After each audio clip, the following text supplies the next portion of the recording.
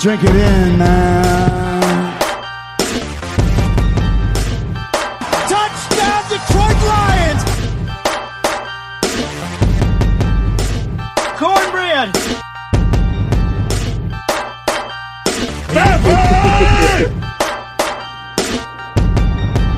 Drink it in, man.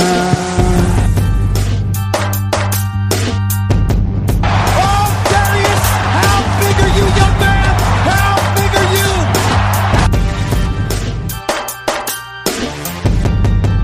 Drink it in, man.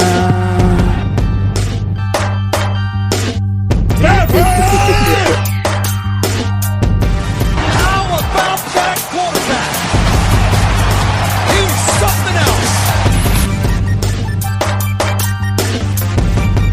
Drink it in, man.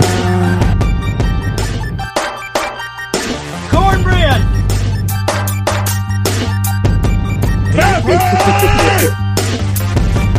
Drink it in, man.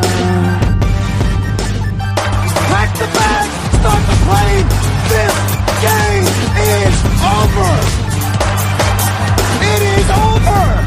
What a comeback by the Lions! Drink it in, man. Welcome everybody to the Detroit Koolaid Cast for here this Friday morning. This is Mike coming to you. Me and Derek once again, busy schedules, unable to hook up, so you get to listen to me this Friday. Once again, any state that has the daylight savings times, that is taking place this weekend, so you will lose an hour of sleep Saturday into Sunday. So don't stay out too late, because there's a chance you may miss church on Sunday morning, and that's not a good thing. But anyways, you know what I do here on Fridays? I give you the weather for the weekend. Of course, here in Michigan, it's supposed to be beautiful. This has been the hottest winter of all time, but I will take it. It's supposed to be 40s and almost mid-50s coming Sunday, so it can be as crappy as it wants during the week, but as long as this weekend rolls around, it's really nice. I'll be getting outside, maybe doing a little yard work, going for some walks, doing stuff like that. So once again, everybody, enjoy this weekend. Just a couple things I want to touch base on. Once again, I know we are covering the shows again. I will be covering the Washington game and the Thanksgiving Day game against the Bears. That'll come up after the break. But there's a couple things I want to touch base with first before we get into everything. Oops, I forgot. Once again, TGIF, everybody. Thank God it's Friday. First thing I want to touch base on was the rumor going around that the Washington Redskins, there's some scuttlebutt happening, that they may be looking to draft Tua, if he's there, if nobody trades up. Not for sure what Ron Rivera sees or does not see in Dwayne Haskins, considering the Redskins spent a first-round pick on him last year. But I did see an article, something to the effect of that Dwayne Haskins was having difficulty reading Ron Rivera's playbook. He's having such difficulty that Ron Rivera thought maybe he had dyslexia. Not for sure if he does or not, but I'm not for sure if Ron Rivera is comfortable with Dwayne Haskins, as his quarterback. Once again, everybody thought Chase Young would be penciled in as the number 2 pick automatically. I've heard a couple people say, well, they got Montez Sweat and Ryan Kerrigan. They don't need him. Kerrigan's been around for a while. He's getting a little long in the tooth. I mean, Montez Sweat was a rookie last year, so still, Chase Young has to be the guy right there that the Redskins have to be looking at. I believe part of this could be as just them trying to drum up a little bit of some rumors out there where people might be looking to actually trade up to the number 2 pick. The Redskins do have a lot of holes, so they may be looking to get a plethora of picks. It's one of those things, though, I can't understand it. You see a lot of people, I know Derek really likes Chase Young a lot. A lot of people are calling him a generational talent. He had better numbers at Ohio State than either one of the Bosa brothers. So, he seems just like the number 2 lock. It's still even one of those things I couldn't understand. If this guy's such a generational talent, and I realize Cincinnati needs a quarterback. If this guy's really supposed to be that good, how come Cincinnati wouldn't look at him at number 1 and they have Joe Burrow already penciled in?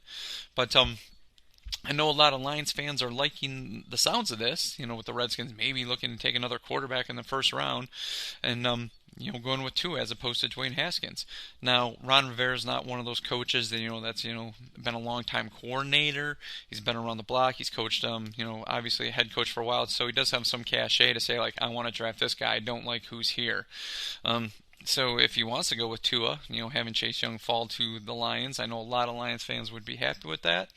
I know me and Derek will probably discuss Chase Young a little bit, at some other point.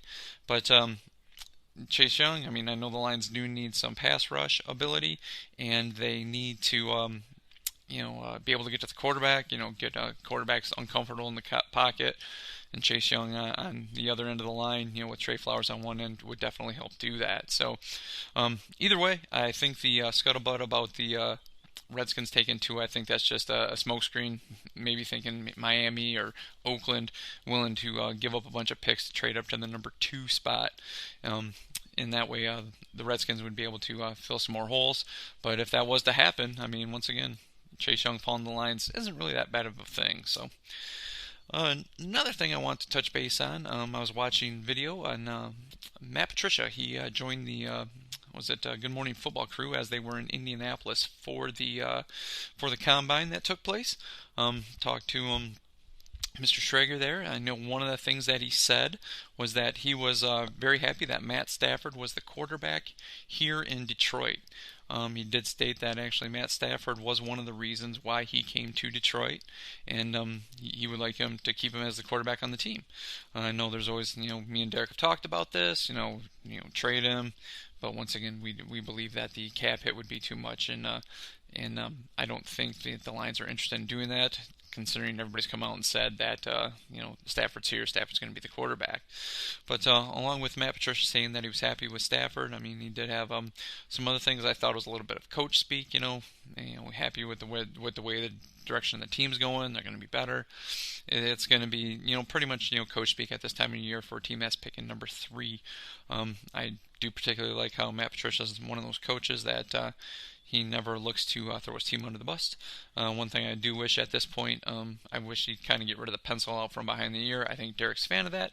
Me, I think it's starting to be a little one of those things just like, okay, it's a gimmicky thing, it might be time to get rid of that. But Matt Patricia, we all know he's a coach here. He's going to do what he wants. He's going to be he's the one calling the shots, and he's going to be the one helping Bob Quinn make the pick. And I do believe once again this team needs some defense. So I think they're looking at that side of the ball, but I mean, we never really know. I mean, something could come up. Lions could trade down, and they could be looking, at offense. That always happens as well. Anything can happen in the draft. That's what Derek always says. It's just as soon as you think you don't know, something happens, throws everything to a tizzy. So we're all looking forward to the draft and seeing what will happen to improve the Lions. Other than that, I'm going to take a quick break here so we can get a time for our sponsors. I really appreciate you guys taking time, in dealing with our sponsors. I know there's a few other people that have actually used Anchor and got their own podcast going. So here's a listen, and we'll be right back. Welcome back, everybody. Once again, it's Friday, and I'm here by myself. This is Griff coming at you. Sorry, so there's no bells and no dings or anything like that. So, if I remember to do one on myself, I will look to do that. But what I'm going to do here is, once again, we're covering, recapping the season. So I got some pointers here on a couple of the games, and just to go back through them, just to remind everybody, what happened. We know the Lions had a tough season, but still, this is it's always nice to look back at the games and see, the good points, along with the bad. So, once again, I'm covering the Washington game and the Bears game on Thanksgiving. So we'll start here with the Washington game. And this is one of those games that I know before the game when me and Derek previewed it, even though the Lions had Driscoll at quarterback, the Redskins, they were not that great a team. They weren't having a good year. Haskins, rookie quarterback. He had a couple spots here and there in games, but mostly he looked like a rookie quarterback in any time that he had played. So we both felt good going into this game, even though the game was in Washington. Lions having a backup quarterback, that they may be able to go in there and sneak out with a win, even though we know winning on the road in the NFL is a hard thing to do. My first major point of the game overall that I would like to make is that Dwayne Haskins, his numbers, they weren't that great. He's kind of, inaccurate with the ball, but his wide receivers, I don't know if anything was on their hands or these guys are just some amazing concentration, but these guys were coming up with some catches that it's just like, they're like almost Madden-esque that you would see like on a highlight of Madden, that you would stop the game and then go back and replay it just to show it, because their wide receivers and McLaurin and stuff, they were just making some amazing catches just to kind of make up for the bad passes that Haskins was having. That was like my biggest take from the game. I mean, there was points where guys were wide open and Haskins was overthrowing it, underthrowing it, bad passes, misreads, but there were some he was just like threading the needle, and some where guys were jumping, making just these great catches, like one-handed catches, and it just, scratching my head, like how, what's on these guys' gloves, even watching the replay. I remember thinking that watching the game originally, but watching the replay, I thought the same thing. But, starting into the game, let's see, the Lions here. Driscoll, once again, he's one of those quarterbacks. He has pretty good mobility, an okay arm, but still, you could tell he's one of those, quarterbacks, not too much, time, under his belt in the league. So, he did have a nice drive early on. Washington did go down, did have a 3-0 lead. But Driscoll, had a nice drive. Washington was able to get some pressure on him at points, but Driscoll with his feet was able to scamper out, make some things happen, get some first downs on some runs here and there. And with 11 minutes in the second quarter, the game was 3-3. This is once again one of those games that wasn't at this point, very exciting. You could tell that the offenses were struggling with who was, under center. But right after that, I remember this. We were talking about the game. I had went to the kitchen, used the bathroom really quick on the kickoff, and Washington, a man named Sims, returned the kickoff. There was some bad coverage on that. It looked like a few guys left their lanes. Not for sure what happened there. I don't think it was blocked perfectly, but it was one of the things. Sims, went up the middle, missed a couple guys, broke to the top, and just ran down the sideline, and nobody was going to catch that guy. And watching the highlight again, it's just one of those things where there's always talking that they're looking to take the kickoff out of the game, or maybe changing it to the way the XFL does it, but that was one of those things. I mean, it's an exciting play, and a win against the Lions, but you just have to have better coverage than that. And I know last year at points, the Lions special teams did have some, issues. That's why their coach was let go. But still, I mean, a kickoff return, it doesn't happen a whole lot in the NFL anymore. There's an awful lot of touchbacks, but Simmons was able to take that one to the house to give the Redskins a 10-3 lead at that point. Then once again, it was nice to see. I know we mentioned this before even with the new quarterbacks after Stafford went down, that the offensive playbook did not change. They still tried to go down the field some when they could. There was right after that. Driscoll once again tried to make a play downfield, threw into coverage, and he was picked off at that point. But the Lions defense did come up, and they held, forcing Washington to punt. After that, Lions had decent field position. I can't remember exactly where, but the next play there was a fumble by the Lions and was recovered by Washington. So 2 plays in a row, the Lions had turnovers. And Derek's right. Usually at this point, I'm looking for the sky to fall, and 2 plays back to back, one bad pick, and then another one just putting the ball on the ground in a pile of people. Yeah, I mean that's kind of where I hang my head. I'm starting to think, oh gosh, same old Lions, but. The defense bowed its back, it stiffened, held them to a field goal, so the Lions at this point were only down 13-3. There was other points in the game, before the halftime. Driscoll looked good at points when people said, okay, he might be a decent backup. There's no way I'd look to trade Matt Stafford to have him as the starting quarterback by any stretch of the imagination. But then there was points, once again, you can tell he was, just a young quarterback without a lot of time. There was also points in this game where the offensive line, did not help him. I know Washington dialed up some unique blitzes, and it always seems like when the Lions play Washington, Ryan Kerrigan seems to have a big game against them. There's points where he had a sack or two, had some more pressures, and the offensive line did look confused at points, and it just wasn't, it wasn't a great day for the Lions offensive line, especially with Carrion out. Bo Scarborough ran the ball. He did have some really nice runs in this game. some up the middle, and he looked like one of those guys that make the line, make us as fans think he could be the power running back that the Lions are looking for. But right before the halftime, the Lions, do drive down, and they make it, within the red zone. But then the offensive drive stalls, and they settle for a field goal. So at halftime in this game, it's 13-6, and at this point, I'm thinking to myself, okay, for as bad as the Lions have played, and the Redskins have rookie quarterback under there. I figured Matt Patricia may be able to dial up some changes, make some adjustments, and this team, would be able to pull it out in the end, even with Driscoll at QB. So once again, there in the third quarter, the Lions, get the ball, and Driscoll, once again, it's one of those things that kind of showed some flashes, had a few nice passes, drove the team down the field, and threw a touchdown. Logan Thomas with roughly 10 minutes left in the third quarter. And Logan Thomas, ran a nice flag route on that, up the field, and then broke for the back flag, and Driscoll, put it over the top, and a nice pass and catch by the team to tie the game up.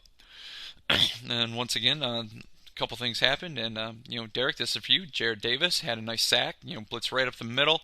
Dwayne Haskins had nowhere to go. It's one of those things where I know we talk about it, but got to give the guy his due. Jared Davis, when he can shoot from the hip that way and just point and shoot and go and make the tackle, that's one thing that he does excel at. So Jared Davis, nice sack there in the third quarter. Lions get the ball back, drive back down, and they once again, the drive stalls, and they settle for a field goal, and it's 16-13 at that point. And then we go into the fourth quarter, and I'm not for sure what really happened there.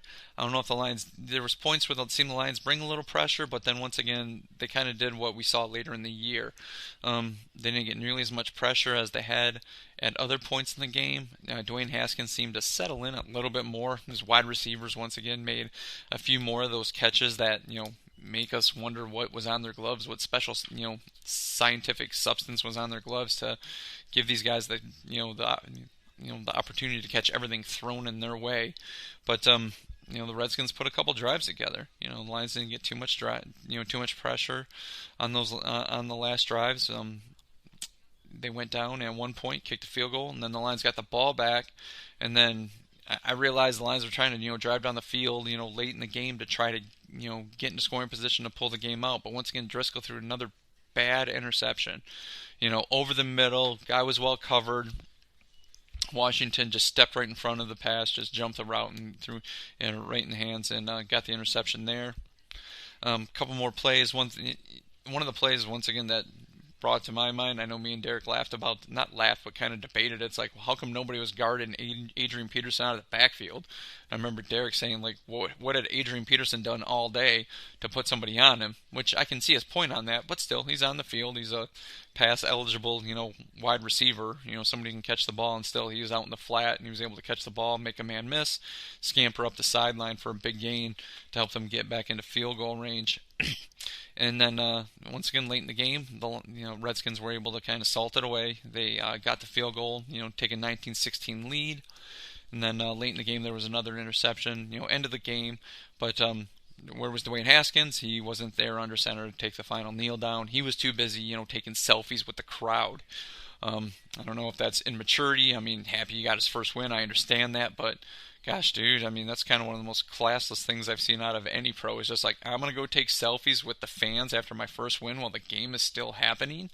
It's like, I mean, I guess it's one of those things. I mean, it may sound like sour grapes, and people are like, you don't want him to do it, win the game, but still, I mean, I don't think I've ever seen anybody do that while the clock is still running, go over to the sideline to take selfies with the guy. But maybe that's one of the things that shows his immaturity, maybe one of the things that Ron Rivera doesn't like, and maybe why he's thinking about taking Tua Tagovailoa at the number 2 pick. But anyways, it's one of those tough, heartbreaking games that we often talk about last year, another, one-score game where the Lions just, aren't able to hold on in the end. There was points where they played well. There was points that, the defense, did not get enough pressure.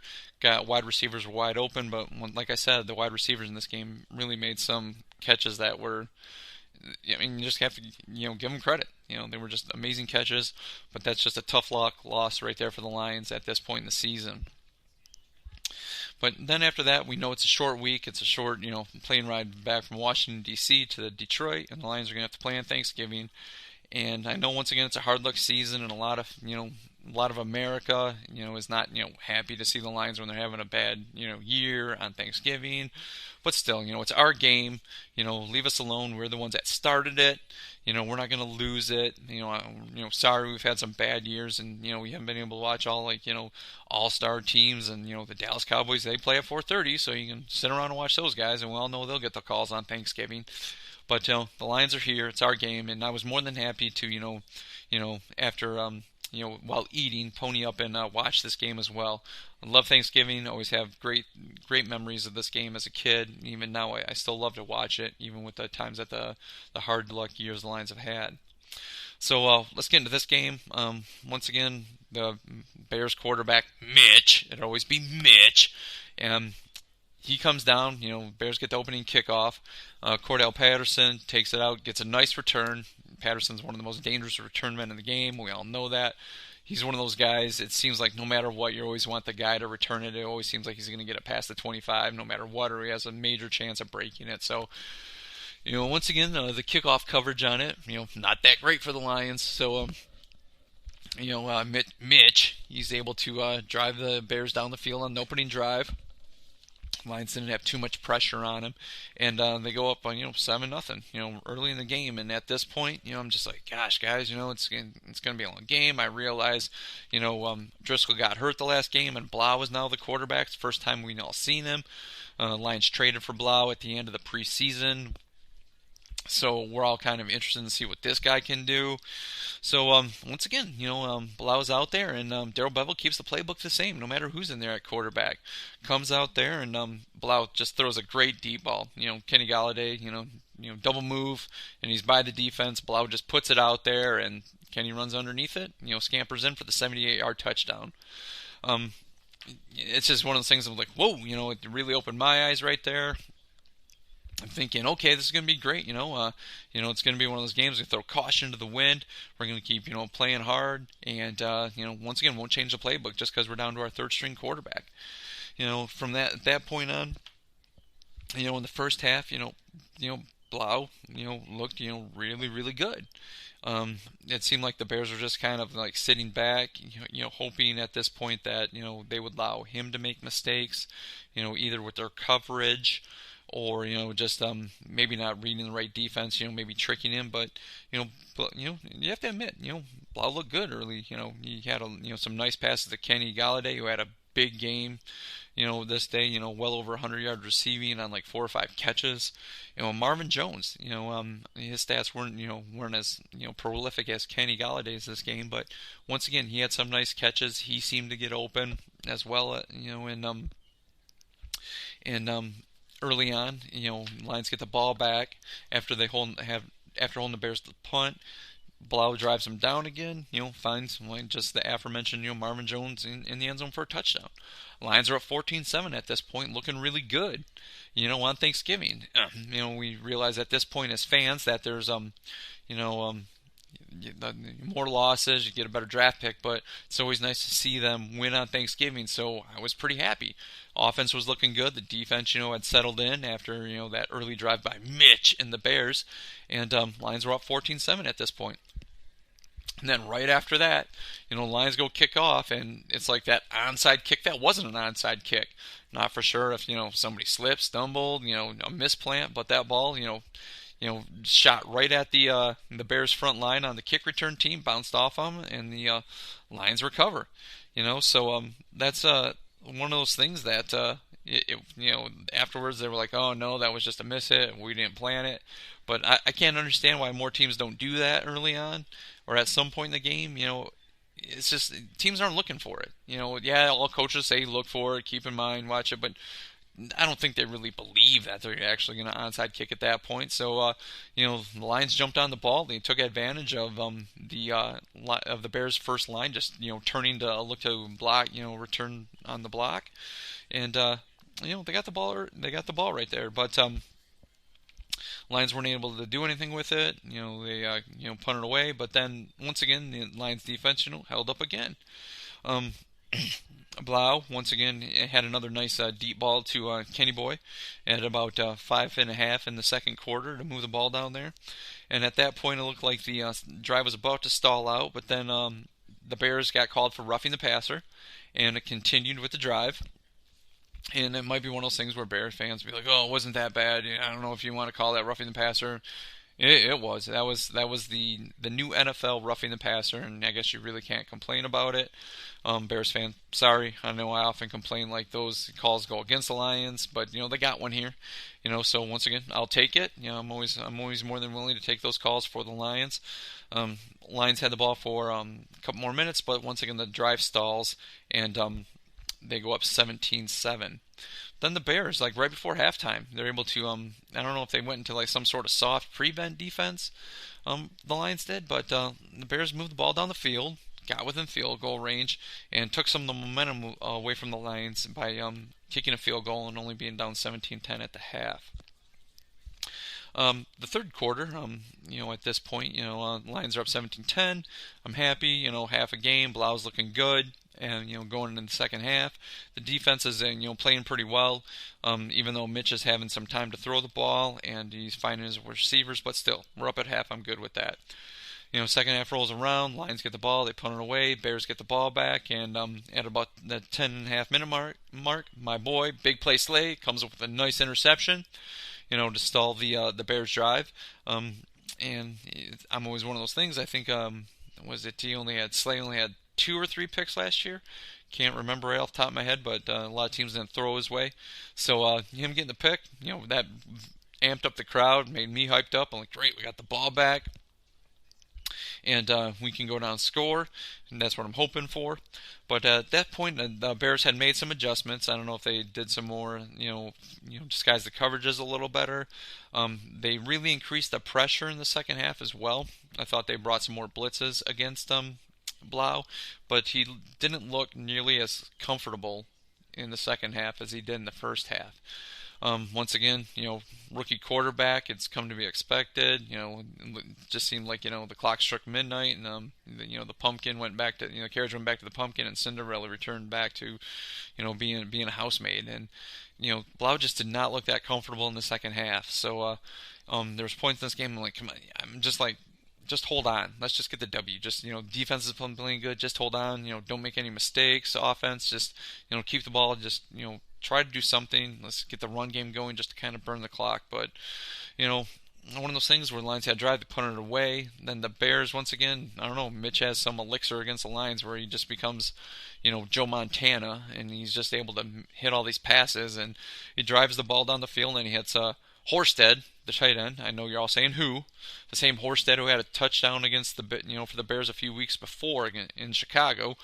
Or he had a, I can't remember. He just had a nice game in that game too. But, like Horsted, I can understand why the Lions aren't guarding this guy. Once again, he is a pass-eligible wide receiver, so I'm not quite for sure he's tight end, and we all know the Lions seem to struggle with covering the tight end. But I know when Horsted scored, I was just like, gosh, man, this just can't happen, So, but at this point, they scored. It's 17-17, and then the Lions, something happens. Blau, he gets a little bit of his confidence back, and he puts a really nice drive together.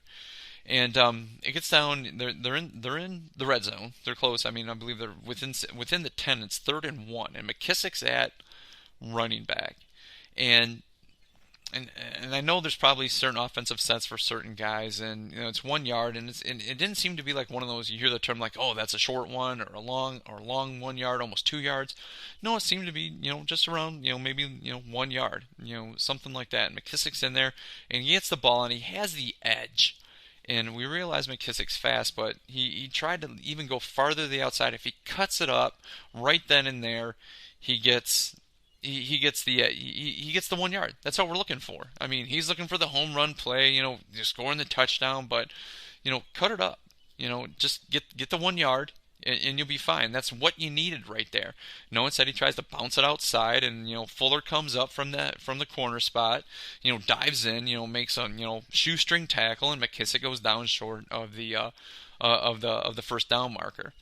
Now, once again, at this point, I believe this is going to be like, at this point where he was tackled, it becomes like maybe a a really long one for 4th and 1 or closer to 4th and 2, and the Lions settle for the field goal. And Lions go up 20-17, so it's okay. They got the points here. I realize the Bears just went down and scored, but still, the Lions defense hasn't been playing that bad today. At this point, the Lions defense does hold, and the Bears are forced to punt. The Lions get the ball back, and Scarborough at this point has a big run down the sideline, breaks to the outside, and he rips off a nice, like it was like a 15-20 yard run. And once again, there's a flag on the play. Kenny Galladay, for such a great day, he had a wide receiver catching the ball. And, he had the block in the back, and it was pretty obvious. I mean, I know people can say, well, it was chintzy. No, watching the replay, it's one of those obvious. He hits the guy in the numbers. One of those things. Coaches tell you if you see his numbers, don't hit him in the back. Just kind of let it go. Just kind of stand there as a wall, and let the running back go around you guys. But the McKissick play and the Galladay play, I think, were the two biggest plays of this game. And not getting the first down, keeping the drive going, and maybe getting a touchdown on it, and have to settle for a field goal, and then the block in the back, sending it back, forcing the Lions, to end up punting from the drive, giving the ball back to the Bears.